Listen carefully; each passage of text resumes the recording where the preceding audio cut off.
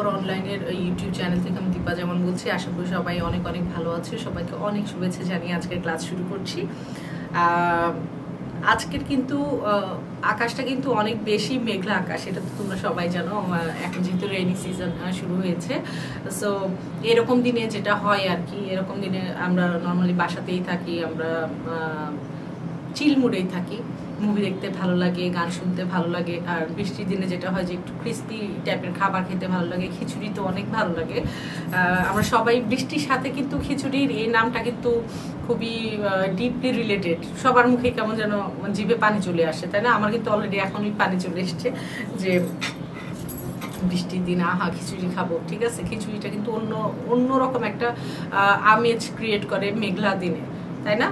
So বৃষ্টির দিনে কিন্তু স্টাডি করতেও ভালো লাগে। হ্যাঁ, আর দেখবা বৃষ্টির দিনে স্টাডিটা হচ্ছে কি, খুব অল্প সময় দেখবা তোমার পড়াটা মুখস্থ হয়ে যাবে অল্প সময়ে। অন্যরকম একটা এনার্জি দেয় আমার কেন যেন মনে হয় যে মেঘলা ওয়েদার বা বৃষ্টি বা ধরো রোদ মানে তার মানে এই না অনেক গরম, ঠিক আছে, বা ধরো উইন্টার সিজন, এগুলো সব প্রত্যেকটা সিজনই দেখবা কিছু না কিছু কথা বলে। ঠিক আছে, সো আমি বৃষ্টির দিনে শুভেচ্ছা জানাচ্ছি তোমাদেরকে। বৃষ্টির দিনের সাথে আমি আরো বেশি শুভেচ্ছা জানাবো কদম ফুল, পাশাপাশি খাবার হচ্ছে খিচুড়িরও শুভেচ্ছা। ঠিক আছে, তোমরা সবাই আজকে খিচুড়ি খাবে, আমিও আজকে বাসায় গিয়ে খিচুড়ি খাবো ভাবছি। ঠিক আছে, খিচুড়ি রান্না করে খাবো। সো যাই হোক, তোমাদের কার কার খিচুড়ি ভালো লাগে, কোন কোন খিচুড়ি ভালো লাগে তোমরা কিন্তু আমাকে অবশ্যই কমেন্ট করে জানাবে। আর কদম ফুল কার কার প্রিয় সেটাও আমাকে জানাবে। কদম ফুল কিন্তু আমি 12 মাস খুঁজি, কিন্তু আমি জানি যে কদম ফুলটা পাবো না, তারপরেও খুঁজি। কদম ফুলের যে স্মেলটা, এটা কিন্তু খুবই ভালো লাগে। ছোটবেলায় আমরা কি করতাম জানো? ছোটবেলায় আমরা কদম ফুল দিয়ে খেলতাম। কদম ফুলে দেখবো অনেকগুলো পার্ট থাকে, একটা হচ্ছে সাদা পার্ট থাকে, আরেকটা হচ্ছে ইয়েলো পার্ট থাকে, আরেকটা থাকে হচ্ছে গ্রিন পার্ট, তাই না? সাদা যে পার্টটা থাকে ওটা কিন্তু দেখতে অনেকটা সেমাইয়ের মতো হয়, ওইটা দিয়ে আমরা সেমাই রান্না করতাম, বুঝছো? আর ইয়েলো যে পার্টটা থাকে, ইয়েলো পার্টটা দিয়ে আমরা খিচুড়ি রান্না করতাম। খিচুড়ি, ওকে, ভাবতাম যে এটা খিচুড়ি। আর গ্রিন যে পার্ট, ওইটা টুকরা টুকরা করতাম, কিউব কিউব করে কেটে ওইটা দিয়ে আমরা মাংস রান্না করতাম, গরুর মাংস আর খিচুড়ি, বুঝছো? পাশে ডেজার্ট হিসেবে থাকছে কি বলো, সেমাই থাকছে। ডিফারেন্ট একটা খেলা আর কি।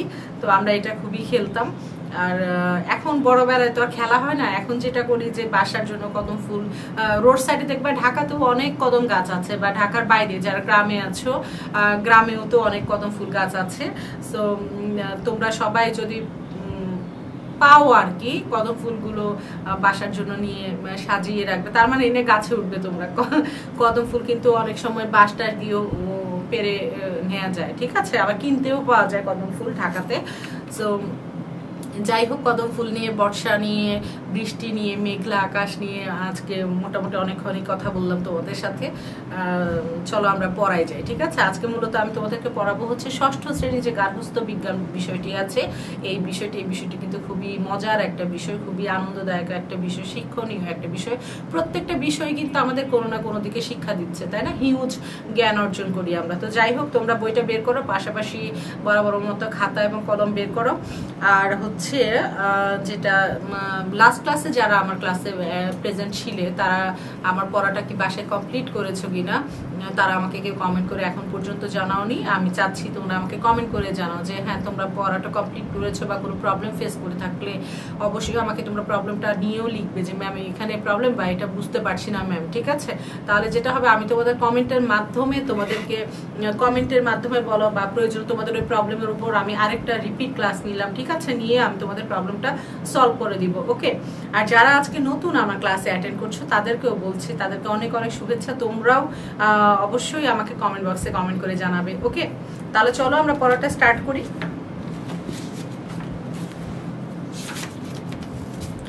দেখো, আজকে বৃষ্টির ওয়েদার বলে কিন্তু আজকে আমি যে তোমাদের ক্লাসটা নিচ্ছি, আমার মনটা অন্যরকম একটা আমেজে ভরে আছে। দ্যাটস ওয়াই মনে হচ্ছে যে ক্লাস নিতে আমি আরো বেশি এনজয় করছি, বুঝছো? তো যাই হোক, আমরা লাস্ট ক্লাস কি পড়েছিলাম মনে আছে? আমরা লাস্ট ক্লাসে মনে হয় পঞ্চম অধ্যায় পড়ছিলাম না? পঞ্চম অধ্যায় টপিক নেমটা কি বলতো?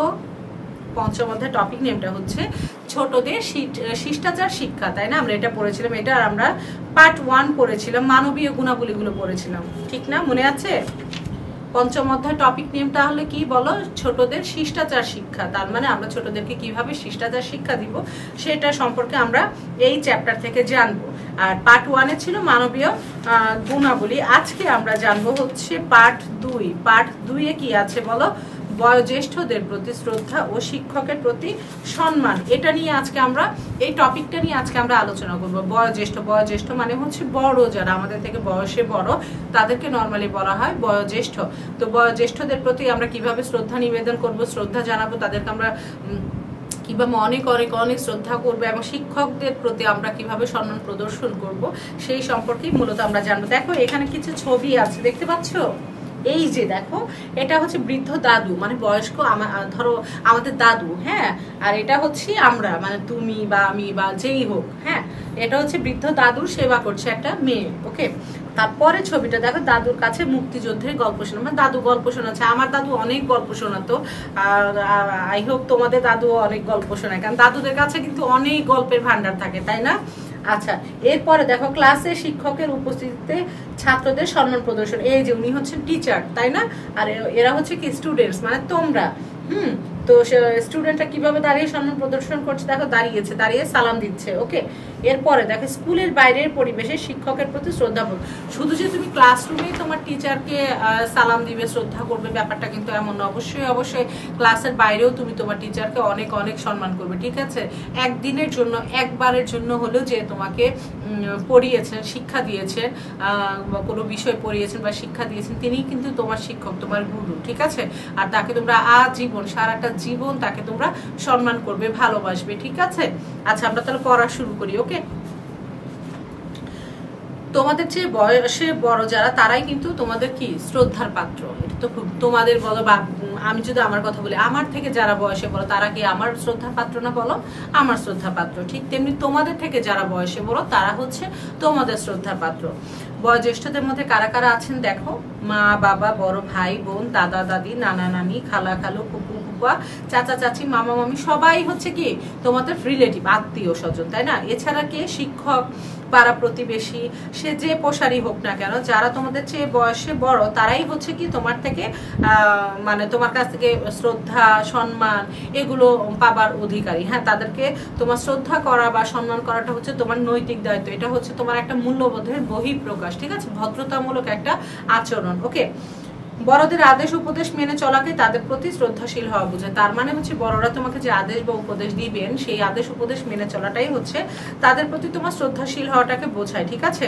তোমরা যদি অনেক বেশি শ্রদ্ধাশীল হও তাহলে কি বড়রা তোমাকে অনেক ভালোবাসবে, এটাই তো স্বাভাবিক, অনেক আদর করবেন। শ্রদ্ধা হতে কিসের জন্য বলো? শ্রদ্ধা হতেই ভালোবাসার জন্য। যদি বলা হয় শ্রদ্ধা হতেই কিসের জন্য, তোমরা কি বলবে? বলবে শ্রদ্ধা হতেই ভালোবাসার জন্ম, ওকে। শ্রদ্ধা দেখানোর উপায় কি? বড়দের শ্রদ্ধা দেখানোর কিছু উপায় আছে, দেখো। বয়োজ্যেষ্ঠদের দেখলে সালাম বা অভিবাদন জানাবে, কুশল বিনিময় করবে, ঠিক আছে? যে আসসালামু আলাইকুম, বড়দের সাথে দেখা হলে কি বলবে? সালামটা আসলে কি বড় বা ছোট সবাইকে দেওয়া যায়, তুমি যে কাউকে সালাম দাও না কেন, কোনো সমস্যা নেই, সবাইকে দেখে কি বলবে? আসসালামু আলাইকুম। আচ্ছা, যারা ধরো অন্য ধর্মের আছো তারা নমস্কার বলবে, আদাব বলবে, যে যেটা দিয়েই তুমি তাকে শ্রদ্ধা নিবেদন করো না কেন। 2 নাম্বার যে পয়েন্টে, সেটা হচ্ছে বড়রা যখন কথা বলবেন তখন মন দিয়ে শুনবে, কথার মাঝে কোনো কথা বলা যাবে না। দেখা গেল যে একজন বয়োজ্যেষ্ঠ কোনো ব্যক্তি কথা বলছেন, এর মধ্যে তুমি কথা বলছো, এটা ঠিক না। আগে তার কথাটা তোমার মনোযোগ দিয়ে শুনতে হবে, ওকে। 3 নাম্বারটা দেখো, বড়দের আদেশ উপদেশ মেনে চলবে এবং প্রয়োজনে কি করবে বলো? সহযোগিতা করবে। 4 নাম্বার পয়েন্ট হচ্ছে বড়দের কোনো কথা বা কাজ তোমার পছন্দ না হলে সম্মানের সাথে তাও তোমার মতামত জানাবে। ধরো একজনের সবার কথা যে তোমার পছন্দ হবে এমন না, যদি পছন্দ নাও হয় তুমি তখন খুবই সুন্দরভাবে, পোলাইটলি, রেসপেক্টের সাথে তোমার ওপিনিয়নটা তাকে জানাবে, ওকে। 5 নাম্বার পয়েন্ট হচ্ছে বাড়িতে বৃদ্ধ দাদা দাদি, নানা নানি থাকলে সেবা করবে এবং সঙ্গ দিবে। অবশ্যই তুমি গল্প করবে, কারণ তারা বয়সের কারণে নিজের কাজও নিজে কি করতে পারে না, তাই না? একাকিত্বে ভোগে। যখন একজন মানুষ বৃদ্ধ হয়ে যায় তখন কিন্তু সে অনেক বেশি লোনলিনেস ফিল করে, ঠিক আছে?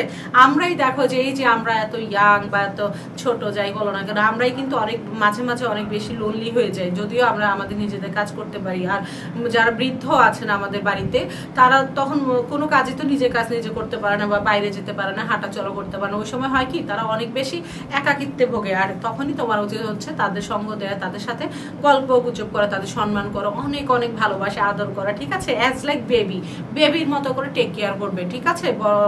বাড়িতে যারা বৃদ্ধ আছেন, এছাড়া তাদের সাথে গল্পের মাধ্যমে তোমরাও কিন্তু অনেক জ্ঞান অর্জন করতে পারবে, কারণ তারা তো হচ্ছে গল্পের ভান্ডার, ওকে, জ্ঞানের ভান্ডার। তোমার বাবা মা যেভাবে তোমাদের লালন পালন করছেন, তোমার দাদা দাদি নানা নানিও কিন্তু সেভাবেই তোমার বাবা মাকে লালন পালন করেছেন, এটাই কিন্তু নিয়ম।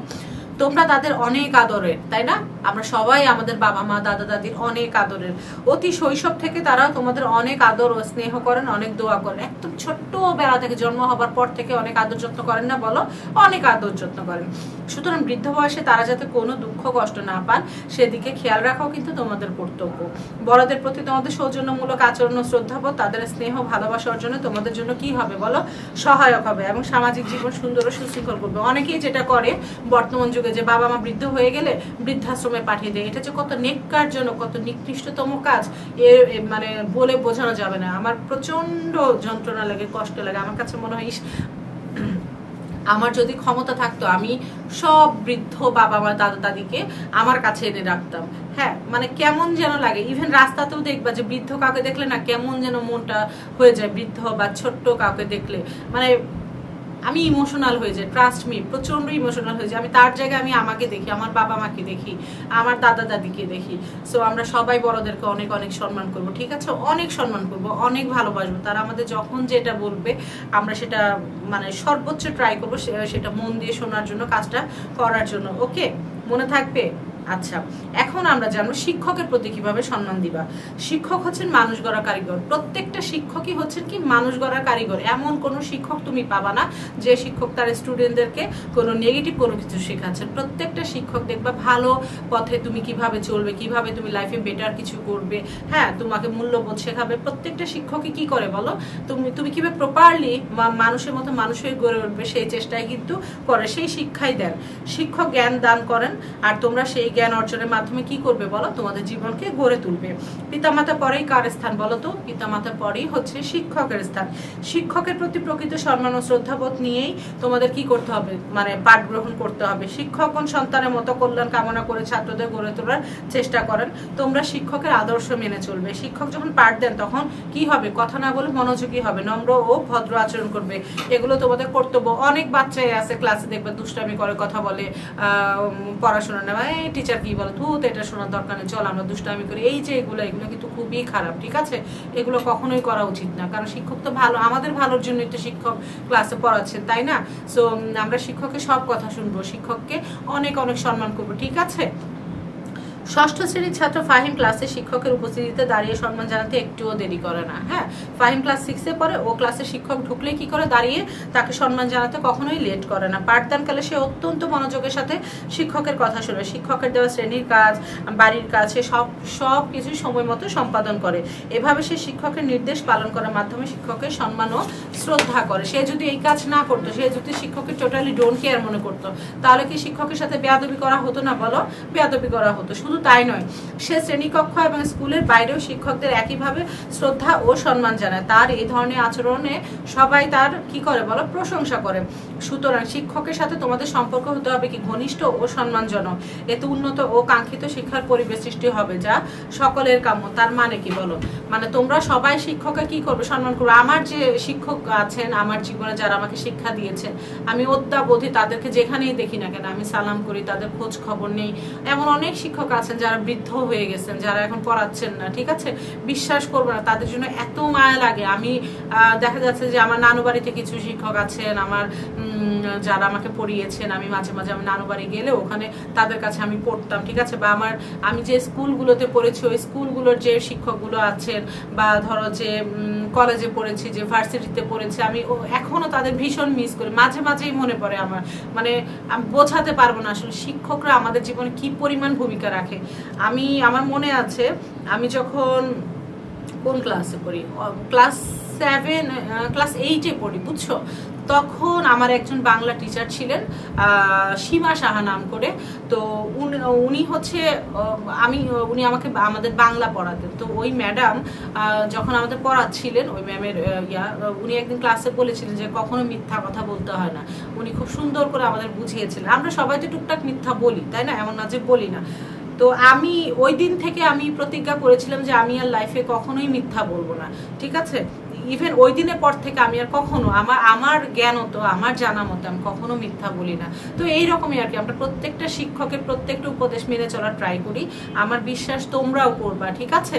আর শিক্ষককে অনেক বেশি সম্মান করবা, বড়দেরও অনেক অনেক সম্মান করবা, দেখবা লাইফটা কত সুন্দর লাগে, সব কিছুই অনেক সুন্দর লাগবে। ইভেন তোমরাও অনেক এস্টাবলিশ হবে ইনশাল্লাহ, ঠিক আছে। গুড রেজাল্ট করবে, সবাই অনেক ভালোবাসবে, আদর করবে, কত ভালো লাগে, তাই না বলো, অনেক শান্তি লাগে। তো যাই হোক, আজকের মতো পড়া এ পর্যন্তই থাকবে। তোমরা বাসায় এগুলো প্র্যাকটিস করবে। আর যদি কেউ কোনো প্রবলেম ফেস করো স্টাডি করতে গিয়ে, আমাকে অবশ্যই জানাবে। আর আমাদের লেখাপড়া অনলাইনে যে ইউটিউব চ্যানেলটা আছে, চ্যানেলটা তোমরা সাবস্ক্রাইব করবে, বেল বাটনে ক্লিক করবে, লাইক এবং শেয়ার করবে। যত পরিচিত মানুষ আছে সবাইকে বেশি বেশি করে ইনভাইটেশন পাঠাবে, ওকে। তাহলে আগামী ক্লাস ইনশাল্লাহ দেখা হচ্ছে। তোমরা সবাই অনেক অনেক ভালো থেকো, সবাইকে অনেক ধন্যবাদ, আল্লাহ হাফিজ।